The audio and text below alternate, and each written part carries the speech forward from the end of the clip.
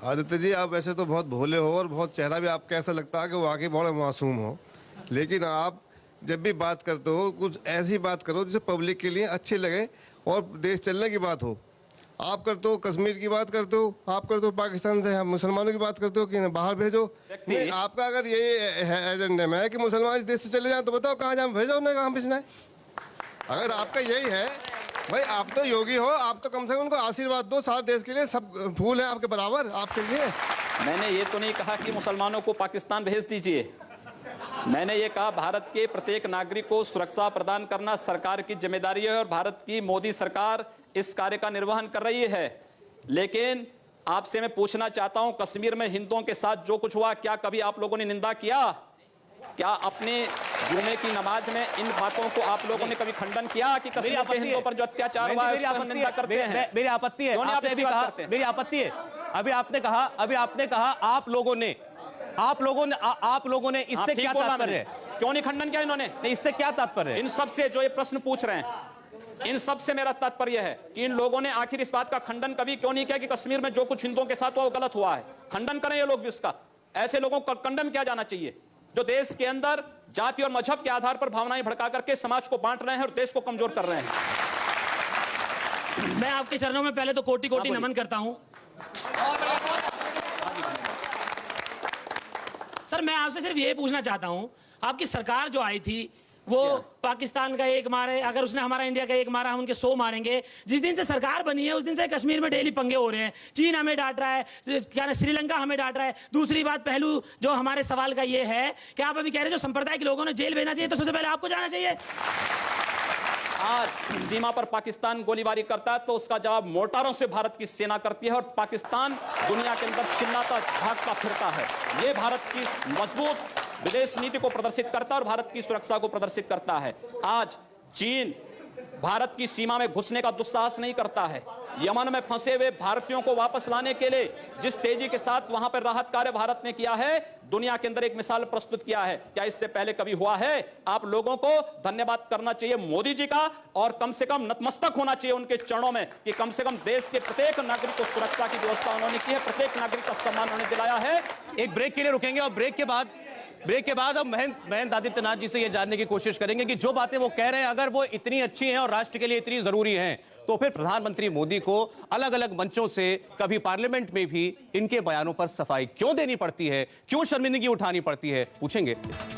हम बात कर रहे हैं महंत आदित्यनाथ से। बात हो रही है क्या इस सरकार के साथ साथ, विकास के एजेंडे के साथ साथ कोई दूसरा छिपा हुआ एजेंडा भी काम कर रहा है, जो सांस्कृतिक एजेंडा है, जो सामाजिक एजेंडा है, जिसमें हमें योगी आदित्यनाथ की बात पे भी सुनाई देती है। कभी आवाज आती है साक्षी महाराज की, कभी आवाज आती है साध्वी प्रज्ञा की, साध्वी निरंजना जी की। बहन जी, मेरा एक सवाल यह है कि भारत में आज जिस मुकाम पर ले जाने की कोशिश है भारत की इकोनॉमी को, दुनिया की नजरों में भारत की पैठ को, वो काम जब सरकार करती है और बड़े बड़े राष्ट्र नेताओं से हमारे प्रधानमंत्री जाके मिलते हैं, दुनिया के बड़े बड़े अखबार जब उनका इंटरव्यू लेते हैं, तो वो कहते हैं कि वो मुझसे बात नहीं करते, वो जब मैं हाथ मिलाता हूं तो वो मुझसे हाथ नहीं मिलाते, वो इस देश के 1.25 करोड़ लोगों को मेरी आंखों में देखते हैं और उनकी ताकत को देखते हैं। लेकिन वही दुनिया का सबसे ताकतवर मुल्क का नेता बराक ओबामा, वो भारत आते हैं, प्रधानमंत्री मोदी के साथ उनकी दोस्ती के चर्चे होते हैं और वो जाते जाते क्या कहते हैं कि भारत में धार्मिक सहिष्णुता घटी है। भारत में अगर आज महात्मा गांधी जिंदा होते तो उन्हें बहुत दुख पहुंचता। क्यों ऐसे हम माहौल पैदा कर रहे हैं कि हमारे प्रधानमंत्री को भी शर्मिंदा होना पड़े? सबसे पहले मैं ओबामा से पूछना चाहता हूं कि वहां 2 मंदिरों पर हमले हुए, ओबामा ने माफी मांगी।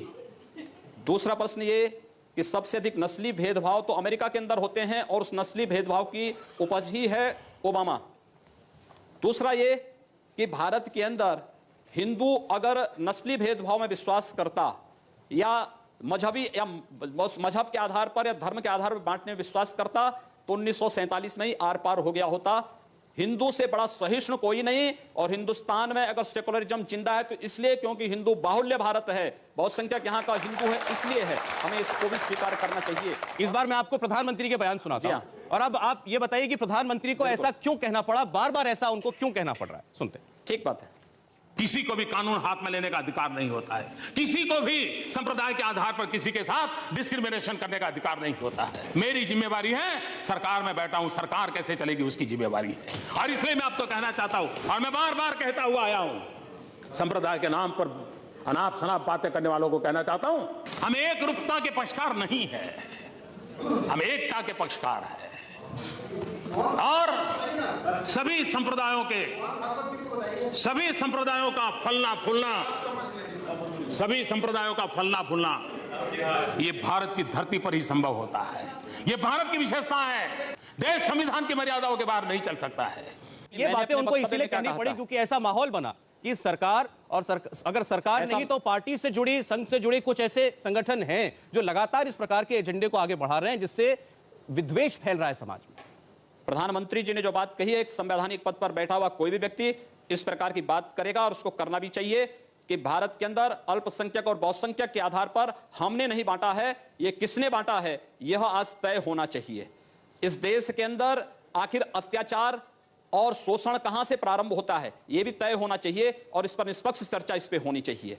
आखिर इस देश के अंदर हिंदू बहुसंख्यक है, लेकिन निकाला जाता है भारत के अंदर खाना बदोश की जिंदगी वो जीने के लिए मजबूर होता है। दुनिया के अंदर आश्चर्य होता है इस बात को लेकर के कि दुनिया के अंदर अल्पसंख्यक समुदाय धर्मांतरण जैसे कानून बनाने की मांग करता है, क्योंकि जिसके उनका अस्तित्व न समाप्त हो। भारत के अंदर बहुसंख्यक समाज को अपने अस्तित्व को बचाने के लिए धर्मांतरण पर कानून बनाने की मांग करनी पड़ी है।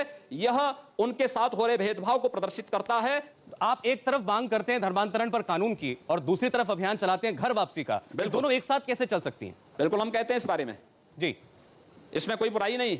धर्मांतरण पे कानून बन जाएगा, अपने आप सब कुछ समाप्त हो, अपने आप ठीक हो जाएगा सारी बातें। घर वापसी क्या है? लोकतंत्र देखिए, किसी कालखंड में जोर जबरदस्ती से जिन लोगों को धर्मांतरण कराया गया था, अगर वो स्वेच्छा से घर वापस आना चाहते हैं, या घर वापसी है धर्मांतरण नहीं, अगर वो स्वेच्छा से आना चाहते हैं, कोई दबाव नहीं, कोई लोभ लालच नहीं, लेकिन अगर वो स्वेच्छा से आना चाहते हैं, लेकिन धर्मांतरण में छल है, छद्म है, धोखा है। अच्छा, आप कह रहे हैं कि धर्मांतरण बगैर किसी दबाव के, बगैर किसी लोभ लालच के होना चाहिए, और आप जो घर वापसी करते हैं उसमें ये नहीं होता। इसको लेकर 2-3 सवाल है मेरे, आप इसका जवाब दे दीजिए। नहीं, बिल्कुल नहीं होता है। आगरा में किसी प्रकार का कोई भेदभाव नहीं होता है। आगरा में 300 लोगों का धर्म परिवर्तन कराने का प्रयत्न हुआ।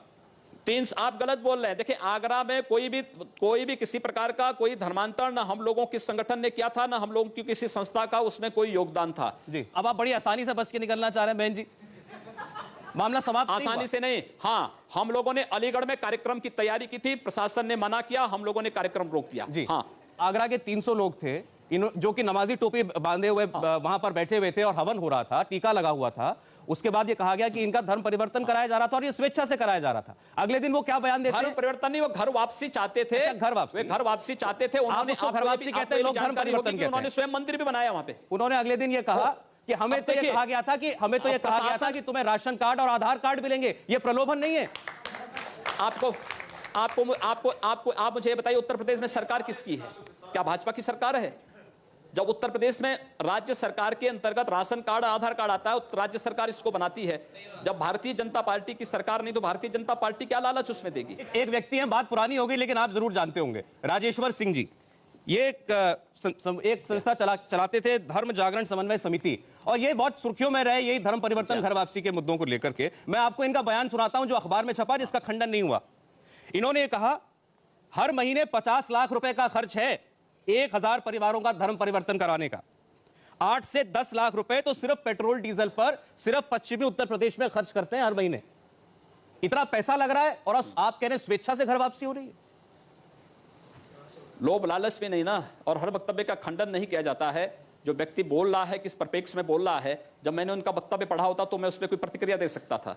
मैंने ना वक्तव्य पढ़ा है, ना मैंने उनका वक्तव्य सुना है, इसलिए उस पर वक्तव्य देने के लिए राजेश्वर जी ही मुझे लगता है सक्षम होंगे। अब 2-3 सवाल लेते हैं, जल्दी। आदित्य जी, मेरा नाम डॉक्टर फहीम बेग है और मैं आपसे एक चंद सवाल पूछना चाहता हूं। ना मस्जिद की बात कर, ना शिवालयों की बात कर, ना मस्जिद की बात कर, ना शिवालयों की बात कर, लोग हैं भूखे तो निवालों की बात कर। मुझे आप बताइए कि धर्म, वस्त्र और भोजन, ये किसी भी व्यक्ति का निजी मामला होता है। हम आपसे नहीं कहेंगे आप पैंट शर्ट पहनिए, कोट पहनिए, टाई पहनिए, क्योंकि आपका निजी मामला है। ये कुर्ता धारण करना, ये कलर पहनना, ये आपका निजी मामला है। तो आप इस निजी मामले को क्यों उठाकर सियासत करते हैं? और इस सियासत में आपको मुंह की खानी पड़ी है यूपी में। 73 सीटें जीते हैं। सुनिए, आपके और उपचुनाव की बात कर रहा हूं। सुनिए, आपने 15 में से सिर्फ 2 सीटें जीती, 15 में से 2 सीटें जीती। हम लोग दिला देता हूं, मैं याद दिलाता हूं।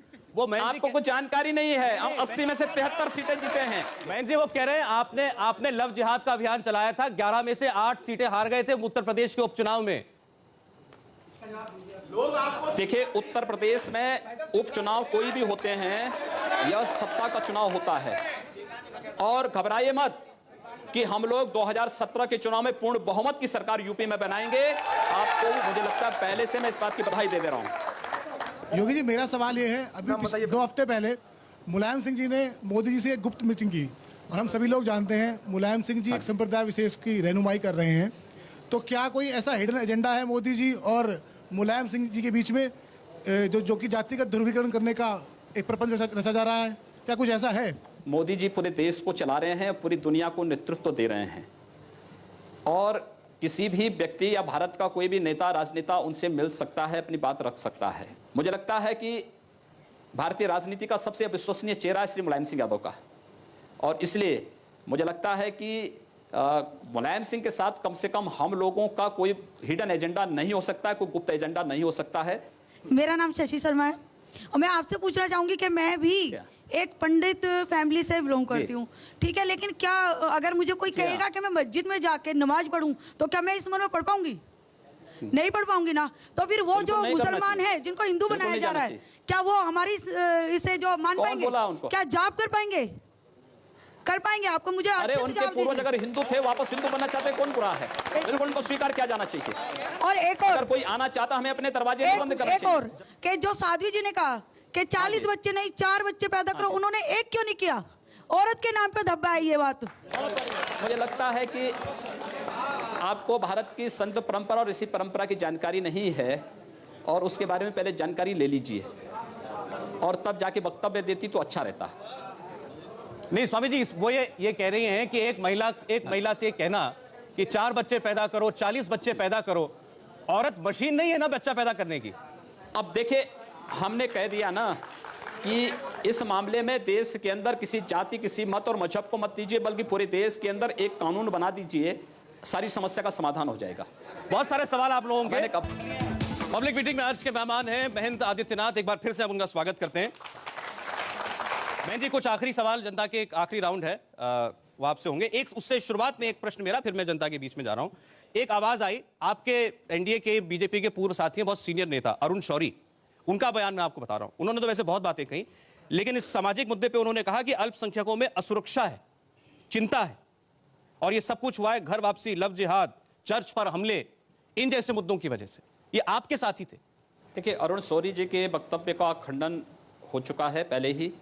दूसरा, जो बातें आप कर रहे हैं चर्च पर हमले के लिए, आपको याद होगा जब अटल जी की सरकार थी इस देश में, 1998-99 में बनी थी, उस समय बेंगलोर में कुछ चर्चों पर हमले हुए थे, और दीनदार अंजुमन नामक एक संगठन उसके लिए जिम्मेदार पाया गया था। और उस समय भी आपने देखा होगा, आगरा में एक चर्च पर हमला हुआ तो पता लगा कि एक ईसाई महिला का कोई प्रेमी था, रिक्शा चालक, उसने हमला किया था। अब उसके लिए आप हिंदू समाज को और सरकार को दोषी ठहराएं, तो मुझे लगता है कि स्वयं आप विकास के एजेंडे से स्वयं हट रहे हैं, और आम जनता का ध्यान विकास के एजेंडे से भटका रहे हैं। चलिए ठीक, अब आ रहा, अब सवालों पे आ रहा हूं, एक एक करके। मेरा नाम राजेश चौधरी है। नमस्कार जी। और ये सामाजिक सांप्रदायिकता फैलाने का कि योगी जी को जेल जाना चाहिए, मोदी जी को जेल जाना चाहिए, हमारे बीच से एक दर्शक ने कहा था, तो मैं कहना चाहता हूं जो सांप्रदायिकता को सबसे ज्यादा बढ़ावा देते हैं उनका नाम है ओवैसी। तो ओवैसी को भी तो जेल में डालना चाहिए, ओवैसी को भी तो जेल में डालना चाहिए। आपको जो है इन्होंने जो बात कही है, मुझे लगता है कि इस प्रकार के जिहादी उन्मादियों का नाम ही लेना अपने आप में पाप है, इसलिए इन पापों का नाम मत लीजिए, जाने दीजिए, इसको छोड़ दीजिए। मेरा नाम शाहिद चंगेजी है। जी महाराज, मैं आपसे एक प्रश्न पूछना चाहता हूँ, क्या राम जी ने ऐसा करा है जैसा आप कर रहे हैं? अरे राम जी के आदर्शों पे चल रहे हैं, आपको भी राम जी से आदर्श उनके आदर्श मुझे ग्रहण राम करने जी से चाहिए। आपसे ज्यादा प्यार मैं राम जी से करता हूं, लेकिन इसका मतलब ये नहीं है कि आप प्यार जबान करते ऐसी हैं तो राम मंदिर के निर्माण के लिए आह्वान करिए। सुनिए, राम मंदिर की अगर आप बात कर रहे हैं तो राम मंदिर के लिए राजा मान सिंह उन्होंने अकबर के किले में तो बनवा लिया मंदिर, ये क्यों नहीं बनवा लिया? उनकी जो रानी थी अकबर का किला रानी कहीं और जोताबाई, तो भारत की धरती नहीं मेरी सुनिए, रानी जोताबाई उस टाइम पे अकबर की महारानी हुआ करती थी, उन्हें ध्यान नहीं आया राम जन्मभूमि का। आपको ध्यान आ रहा है, उनको ध्यान नहीं आया कि राम मंदिर राम मुझे भी याद आ रहा है जी। आपको ये भी याद रखना चाहिए, इस देश में चंद्रगुप्त को भी किसी सेल्यूकस ने अपनी कन्या दी थी और जी। राणा कुंभा को भी किसी मुस्लिम फकीर ने अपनी कन्या दी जी, थी। बिल्कुल दी तो होगी। याद रखना, जी। हिंदू इन सब चीजों को नहीं करता है।